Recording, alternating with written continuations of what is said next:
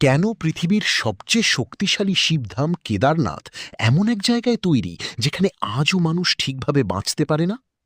কেন মহাদেব নিজেই এই স্থান বেছে নিয়েছিলেন?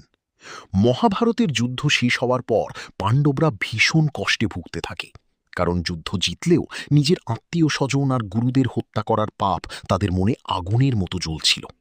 তখন ভগবান শ্রীকৃষ্ণ বলেন, এই পাপ থেকে মুক্তি পেতে হলে তোমাদের মহাদেবের আশীর্বাদ প্রয়োজন। পাণ্ডবরা মহাদেবকে খুঁজতে শুরু করল, কিন্তু মহাদেব তাদের সামনে আসতে চাইছিলেন না, কারণ যুদ্ধের রক্ত আর অহংকারী মানুষ তখন অন্ধ হয়ে গিয়েছিল। তখন মহাদেব হিমালয়ের গভীর বরফ ঢাকা অঞ্চলে চলে যান আর নিজেকে লুকিয়ে ফেলেন এক বিশাল কালো ষাঁড়ের রূপে। পাণ্ডবরা বহুদিন খুঁজেও তাকে পায়নি। শেষে ভীম সন্দেহ করে ফেলে যে এই অদ্ভুত ষাঁড়টি আসলে মহাদেব। ভীম সঙ্গে সঙ্গে বিশাল রূপ ধারণ করে দুই পাহাড়ের মাঝে দাঁড়িয়ে যায়। সব গরু পালিয়ে গেলেও সেই কালো ষাঁড় মাটির নিচে ঢুকে যেতে শুরু করে। ঠিক তখন ভীম ষাঁড়ের পিঠ ধরে ফেলে, আর মুহূর্তের মধ্যেই ভয়ঙ্কর আলো আর কম্পনে পুরো হিমালয় কেঁপে ওঠে।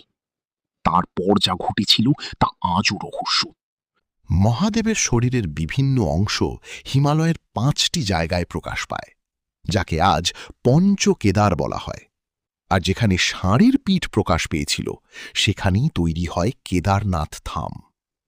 কথিত আছে মহাদেব নিজ শক্তিতে সেই স্থানে জ্যোতির্লিঙ্গ প্রকাশ করেন, কারণ তিনি চেয়েছিলেন মানুষ যেন অহংকার ভুলে কঠিন পথ পেরিয়ে ভক্তি নিয়ে তার কাছে আসে।